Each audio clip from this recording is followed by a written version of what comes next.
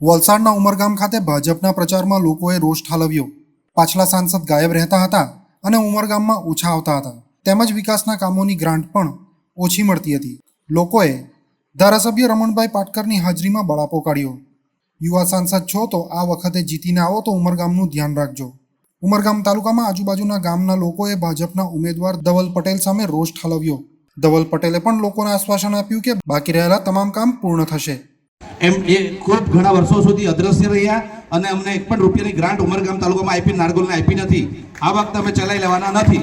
અમને નારગોલમાં ગ્રાન્ટ જોશે. આપ પાસે ખાતરી રાખીએ છીએ તમે યુવાન છો, આપ યુવાન છો અને આપનું જ્યારે નામ જાહેર થયું ત્યારે અમે નારગોલ ગામમાં જેમ તમે વિજય બન્યા એટલે અમે ખુશી વ્યક્ત કરી હતી અને અત્યારે તમને અમે આશ્વાસન આપીએ છીએ અને ખૂબ ખાતરી આપીએ છીએ કે આપણે જોરદાર મતથી ઉમરગામ તાલુકામાં આપણે તમને વિજય બનાવવાના છે વલસાડના બેઠક ઉપર.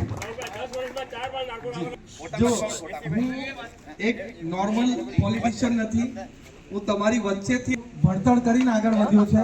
એટલે હું વચન આપું છું કે જ્યારે તમારા આશીર્વાદથી હું દિલ્હી જઈશ ત્યારે આપણા ઉમરગામને અને વલસાડ લોકસભામાં ઉમરગામને સારામાં સારું ફંડ આપવાનું અને બજેટ આપવાનું કામ આપણે કરશું. એ મારું વચન છે ને હું તમારી સાથે પ્રવર્તિત કરીશ. આપણા ઉમેદવાર શ્રી ધવલભાઈ પટેલને નારગોલ ભારતીય જનતા પાર્ટીના સંયુક્ત કાર્યકર્તા મોરચા